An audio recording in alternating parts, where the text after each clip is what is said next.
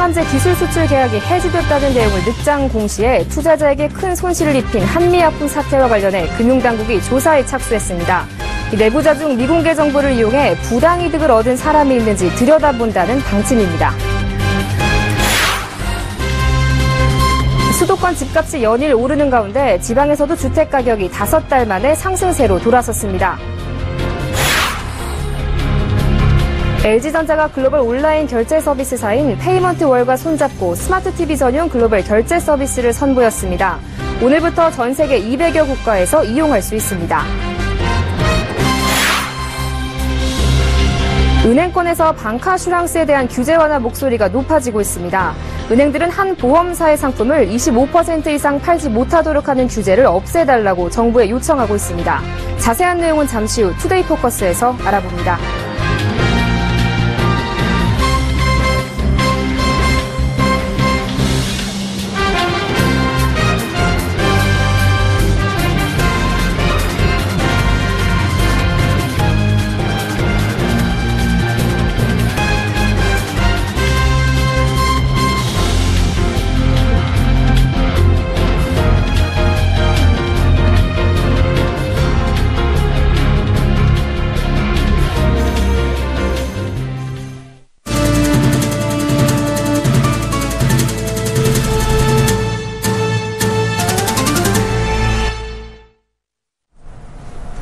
여러분 안녕하십니까? 10월 4일 생경제연장 오늘의 주요 뉴스입니다.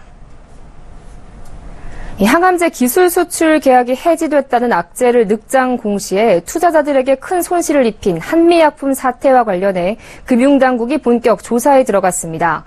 증권사들은 한미약품의 실망감을 나타내며 잇따라 목표 주가를 내리고 있습니다. 양한나 기자가 보도합니다. 금융당국이 한미약품의 늑장 공시에 대한 조사에 착수했습니다. 내부자 중 미공개 정보를 이용해 부당한 이득을 취한 사람이 있는지 집중 점검하기 위해서입니다. 한미약품은 지난달 30일 개장 후 30분이 지나고 베링거 인게라임이 내성표적 항암신약 올무티닙의 권리를 반환키로 결정했다고 공시했습니다. 갑작스러운 악재 공시에 한미약품의 주가는 18.06% 폭락했습니다.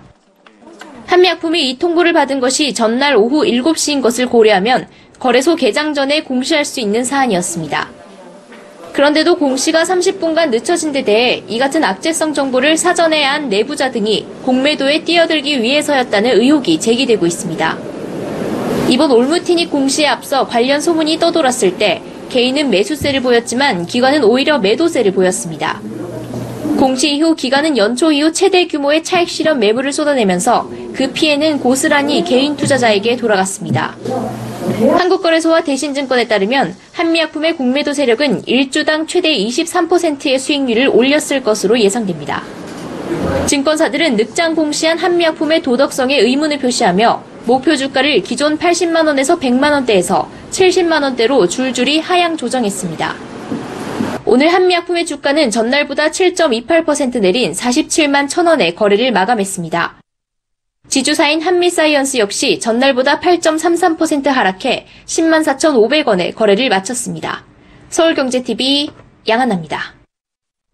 수도권 주택가격이 연일 오르는 가운데 지방에서도 주택가격이 5개월 만에 상승세로 돌아섰습니다. 부산과 제주 등이 지방 주택가격을 이끌었습니다. 보도에 정창신 기자입니다. 수도권 주택가격이 5개월째 상승세를 보이고 있는 가운데 지방 집값도 상승 반전했습니다.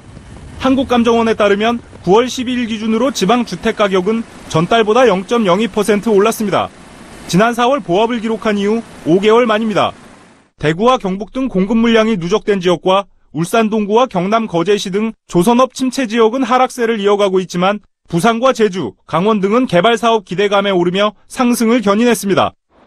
부산이나 제주 지역 같은 이제 강세를 보였던 지역들은 계속 상승세를 보이고 있습니다. 다만 이제 대구나 지방 지역에서 일부 이제 그 수개월 동안 가격이 하락했던 곳들 중심으로 이제 저가 매물들 중심으로 그 매매 계약이 좀 늘어나면서 가격이 좀 소폭 상승하는. 수도권 주택 가격은 5개월째 상승세를 이어가고 있습니다.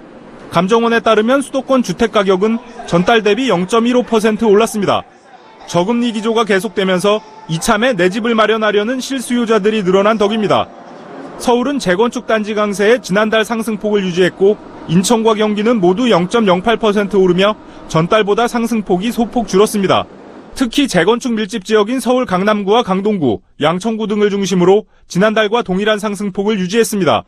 인천은 접근성이 양호한 남동구와 부평구 등에서 올랐고 경기는 교통이 편리한 신규 택지 개발 지구를 중심으로 광명과 고양시 등에서 상승을 주도했습니다. 감정원은 재건축 재개발 등 정비사업과 신규 분양시장 호재 등으로 서울과 부산 등 인기 지역의 주택가격 상승세는 당분간 지속될 것으로 전망했습니다. 서울경제TV 정창신입니다. LG전자가 오늘 스마트 TV 전용 글로벌 결제 서비스를 선보였습니다. LG전자는 이를 바탕으로 소비자들에게는 풍성한 즐길거리를 제공하고 개발자들에게는 새로운 수익 모델을 제시해 스마트 TV 분야의 독자 생태계 구축에 속도를 높인다는 계획입니다. 김혜영 기자가 보도합니다. LG전자가 오늘 글로벌 온라인 결제 서비스 회사인 페이먼트 월과 손잡고 LG 스마트 TV 전용 결제 서비스를 시작했습니다. 이번 서비스는 세계 200여 국가에서 이용할 수 있고 결제 방법은 무려 140개가 넘습니다. LG전자가 스마트 TV 사용자, 제조사, 컨텐츠 개발자 간 결속력 강화에 나선 겁니다. 우선 스마트 TV 사용자는 어느 나라의 콘텐츠라도 쉽게 결제할 수 있어 다양한 콘텐츠를 즐길 수 있습니다. 기존 결제 방법이 달라 사용하기 어려웠던 다른 국가의 앱과 콘텐츠도 이번 전용 결제 서비스를 통해 간편 구매가 가능해졌기 때문입니다. 국내 사용자는 신용카드, 통신사 모바일 결제 서비스 등 10여 개 결제 수단으로 스마트 TV 앱이나 콘텐츠를 편리하게 구매할 수 있습니다. 실제 선불카드로만 결제할 수 있는 일본의 인기 게임은 지금까지 국내에서 결제가 불가능했지만 전용 결제 서비스를 이용하면 문화상품권으로도 구매가 가능합니다. 특히 이번 서비스는 별도의 스마트 TV용 계정을 만들어야 하는 번거로움이 없습니다. LG 스마트 TV 최신 플랫폼뿐만 아니라 기존 스마트 TV를 사용하는 고객들도 이용할 수 있습니다. 앱 개발자들에게는 새로운 수익 모델을 제공할 것으로 기대됩니다.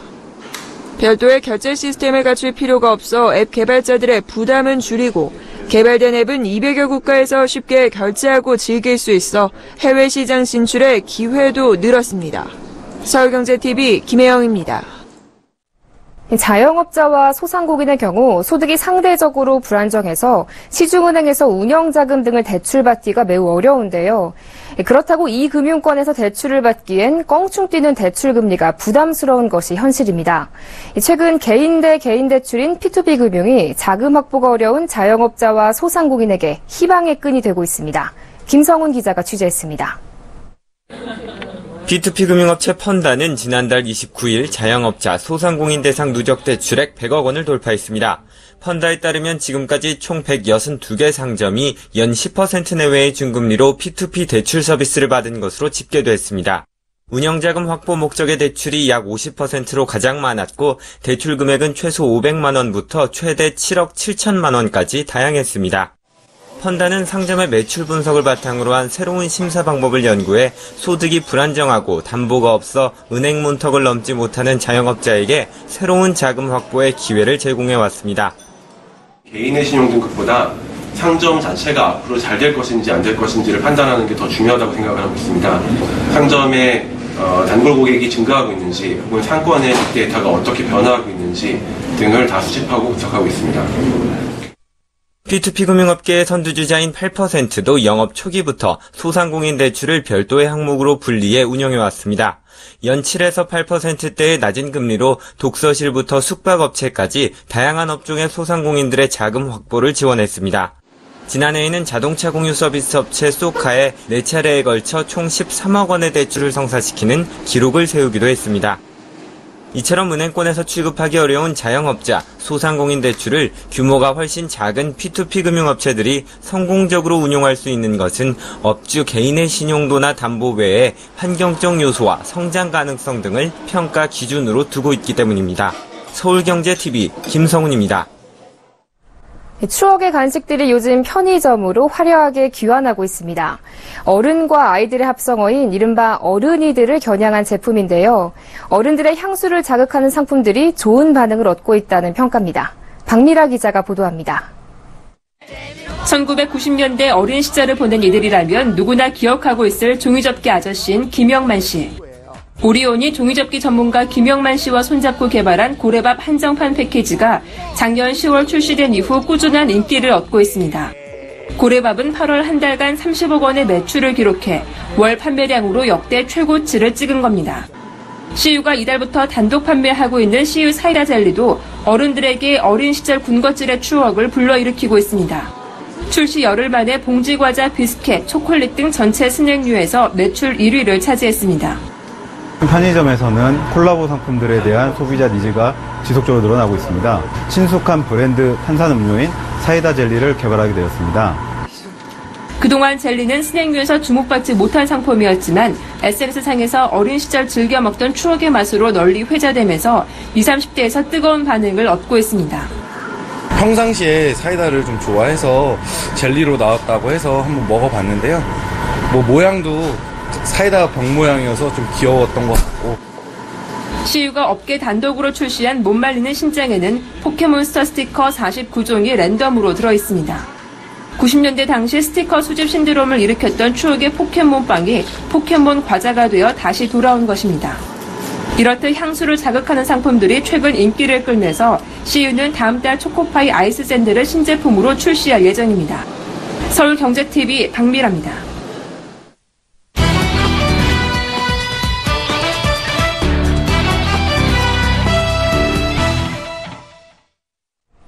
네, 은행권에서 방카슈랑스 관련 규제 완화 목소리가 높아지고 있습니다. 이 방카슈랑스는 은행과 보험사가 제휴해 은행에서 보험에 가입할 수 있는 서비스로 지난 2003년 도입됐는데요. 이 정부는 금융지주사 소속 보험사의 시장 독과점과 은행 창구에서의 무리한 끼워 팔기 등을 우려해 다양한 규제를 마련해놨습니다. 은행들은 이 규제를 풀어달라고 하고 있는데 그 이유와 전망에 대해서 금융증권부 정은규 기자와 알아보겠습니다.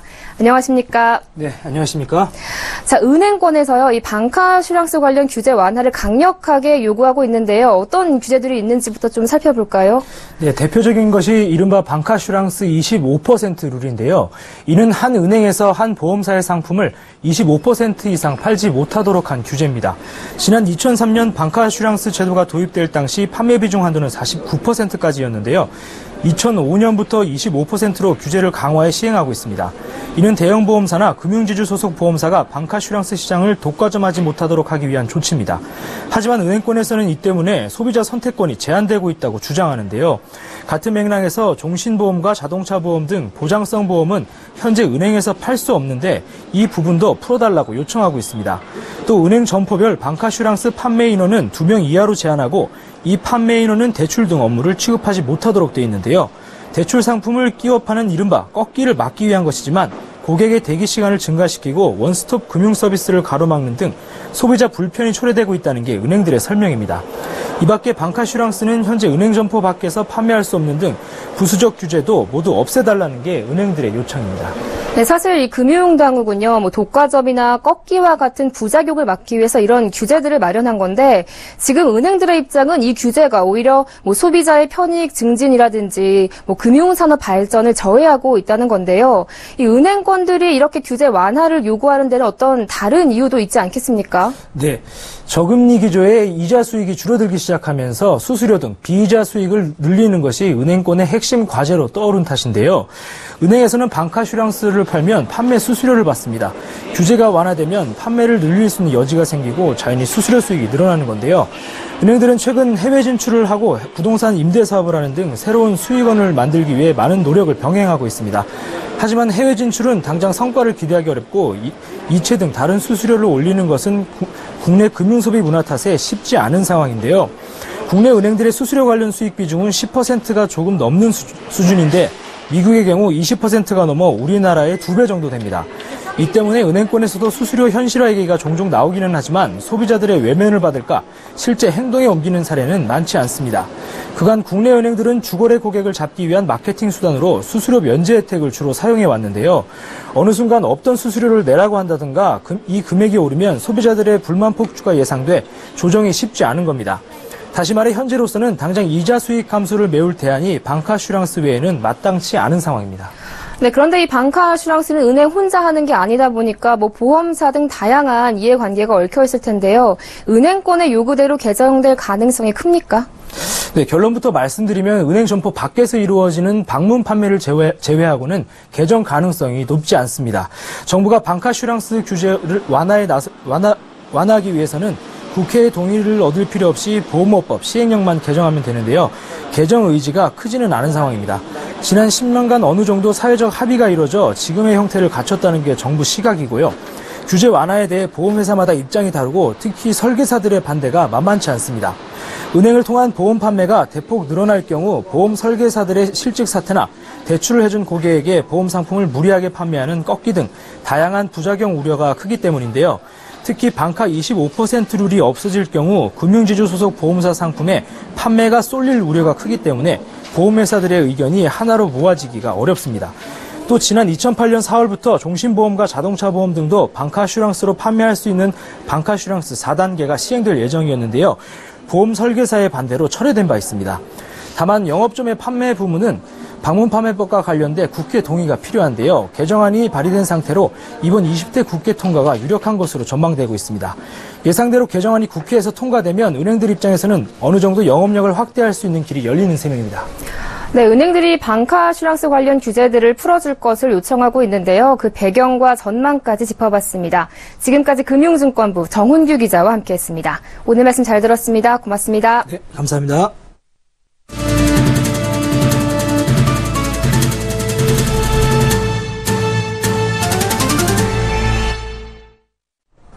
최대 규모의 쇼핑 관광 축제 코리아 세일 페스타가 온라인에서도 열립니다. 대한상공회의소는 코리아 세일 페스타 행사의 하나로 온라인 쇼핑몰 특가전 사이버 핫데이즈를 오늘부터 7일까지 개최한다고 밝혔습니다. 사이버 핫데이즈는 G마켓, 쿠팡 등 온라인 쇼핑몰 27개사가 참여해 요일별로 패션, 디지털, 뷰티, 리빙 등 4대 부문에서 최대 70%까지 할인 혜택을 제공합니다. 첫날인 4일은 패션데이로 11번가 등 25개사가 운동화와 주얼리, 아웃도어 등 주요 패션 상품을 최소 20%에서 최대 70%까지 할인합니다. 5일은 디지털데이로 G마켓 등 19개사가 참여해 디지털 TV와 가전제품 등의 가격을 40%에서 70% 낮춥니다. 6일은 뷰티데이로 롯데닷컴 등 22개사가 화장품과 향수 등을 최대 50% 할인하며 마지막 날인 7일은 리빙데이로 NS 홈쇼핑 등 23개사가 유아용품과 지역 특산물을 할인 판매합니다. 저축은행의 5천만 원 초과 예금이 5조 원을 돌파했습니다. 예금보험공사에 따르면 저축은행의 5천만 원 초과 예금 규모는 총 5조 1천억 원에 육박했습니다. 지난 2014년 2분기에 2조 7천억 원 수준에서 2년 만에 2배 가까이 늘어난 겁니다. 5천만 원 초과 예금자 수도 같은 기간 2배로 늘어 4만 명을 넘어섰습니다. 예금보험공사는 원금과 이자를 합해 금융기관마다 1인당 5천만 원까지만 보호해주고 있습니다. 해당 금융기관이 부실이 나면 5천만 원을 초과하는 금액에 대해서는 예금자 보호가 안 돼 그만큼 피해 우려도 높아졌습니다. 저축은행 전체 수신액에서 5천만 원 초과 예금의 비중도 커지고 있습니다. 2014년 2분기만 해도 5천만 원 초과 예금은 전체 수신액의 9%였지만 올해 2분기에는 12%로 3%포인트 올라갔습니다. 이처럼 예금자 보호 수준을 넘는 저축은행 예금과 예금자가 늘어나는 것은 저금리 탓에 그나마 높은 금리를 제시하는 저축은행에 돈이 몰리고 있기 때문입니다. 이자에 대한 목마름이 저축은행 부실의 공포를 꺾고 있는 셈입니다. 내일부터 본인 명의의 신용카드나 체크카드를 잃어버렸을 때 한 곳의 금융회사에만 분실 신고하면 보유한 모든 카드의 분실 신고가 완료됩니다. 금융위원회는 이 같은 내용의 신용카드 분실 일괄 신고 서비스를 구축했다고 밝혔습니다. 여러 개의 신용카드를 잃어버린 소비자라면 한 곳의 금융회사 분실신고센터에 전화를 걸어 다른 금융회사의 분실카드도 한꺼번에 신고를 하는 방식입니다. 일괄 신고뿐 아니라 금융사를 골라서 일부 카드들을 분실신고하는 것도 가능합니다. 신고 접수는 현재 전화만 할 수 있습니다.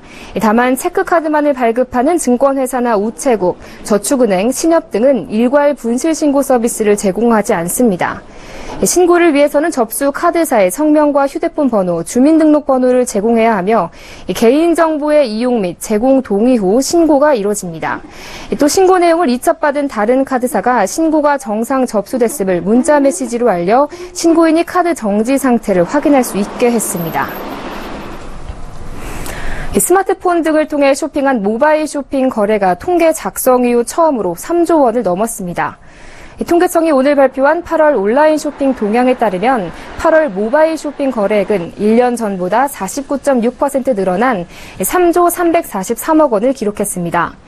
통계가 시작된 2013년 1월 이후 역대 최고치입니다. 소프트웨어와 화장품, 가방 등이 모바일 거래 증가세를 이끌었습니다. 소프트웨어의 모바일 쇼핑 거래액은 13억 원으로 1년 전보다 91%나 늘었고 화장품은 86.7%, 가방은 80.1% 증가했습니다. 전체 모바일 쇼핑 거래액 중 가장 많은 비중을 차지하는 것은 여행 및 예약 서비스로 18.2%, 5,520억 원에 달했습니다. 그 다음은 음식료품, 생활 자동차용품 등의 순으로 나타났습니다. 통계청 관계자는 올해 8월 기온이 평년보다 높아 밖에 나가지 않고 쇼핑하는 경향이 두드러졌고 냉방용 가전제품의 온라인 판매가 늘었다고 설명했습니다. 조양호 한진그룹 회장이 오늘 국정감사에서 정부의 지원을 받는 외국 선사들의 물량 공세를 사기업으로서 감당하기 어려웠다고 말했습니다. 조 회장은 이날 국회에서 열린 정무위원회 국정감사에 일반 증인으로 참석해 이같이 밝혔습니다.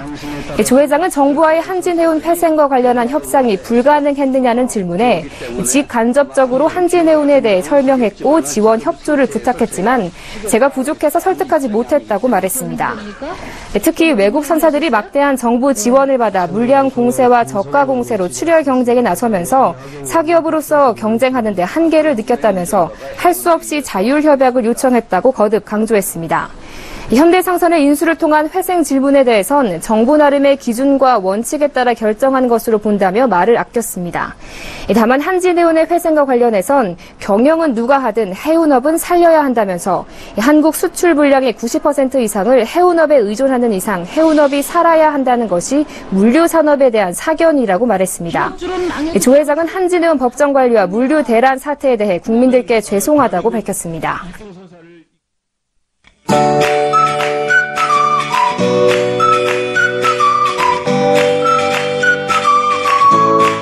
안녕하세요. K웨더 라이프스타일 예보 허수진입니다.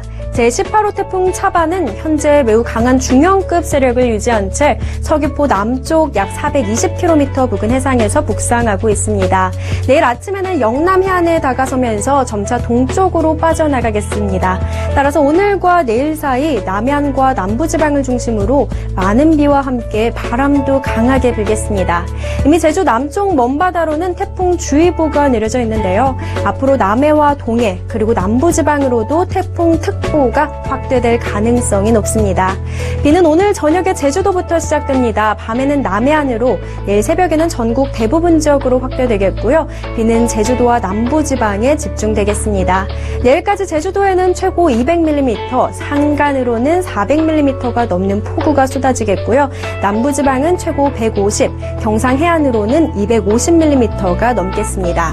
이 비는 내일 낮에 서울 경기지방부터 그치기 시작해 저녁이면 대부분 그치겠습니다. 자세한 지역별 날씨는 나절 예보로 알아보겠습니다.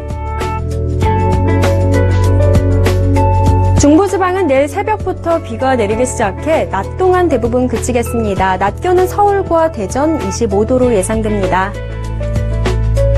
동해안 지방의 비는 저녁에 대부분 그치겠고요. 속초와 강릉, 울진의 낮 기온은 20도를 조금 웃돌면서 선선하겠습니다.